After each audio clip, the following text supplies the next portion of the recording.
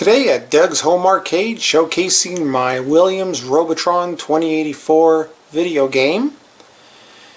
This happens to be my favorite video game of all time, actually, and in my collection. But it wasn't a game that I played when it came out. I call this a quarter sucker game. It was just way too complicated. I don't even remember if I even played it back then. It was just a game that I'm like, no, $2 is going to last me all day. This is not going to do it. So I pretty much ignored it. When I had my Atari 7800, I got a Robotron cartridge, and I just got hooked on the game, playing it on that Atari.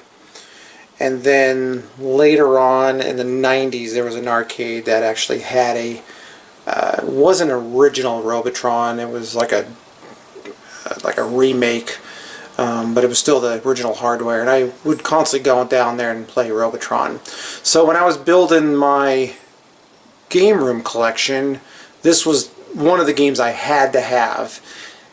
And the games that I was playing a lot of at the time when this came out, I didn't really want a lot of those games in my collection because I got bored of them. Like I was playing a lot of Dig Dug or Pole Position or Centipede. I just had really no more interest in those games. I wanted to get the games I really wanted for sure that I played and I liked, that held up, or I wanted to get games that I had an interest in and something a little more challenging, and this is definitely one of those games. I got a few other ones that I have as well, you'll see in later videos. But just an extremely awesome game to play. Another classic Williams game, classic video game sounds, a lot of firepower sounds from the pinball. Just excellent machine, and I play this one probably the most out of all my video games, and just will go on this thing for just hours just trying to play this thing. It's definitely a hard machine to play, but it's extremely a lot of fun. Now this machine I had gotten around I think it was about 2001, right around there. And there's actually a tag on the back of this game. It's actually a metal plate that's stamped on the back. This actual machine is from a Pizza Time theater. So I had no idea when I bought this game. I bought this and it didn't work at the time, and had it shipped over, and didn't know that it had that tag on the back. So that was pretty cool story that came with this machine.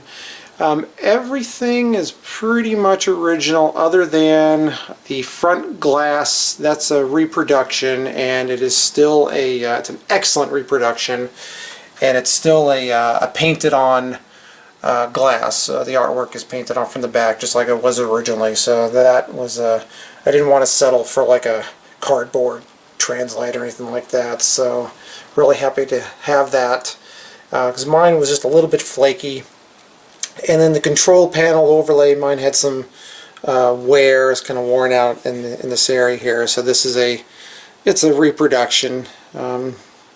It's all right. I think they could have done a little bit better on the colors. It's a little off, but it's done the job. It's been on there. I think I did these updates around 05-ish, 04, somewhere around there.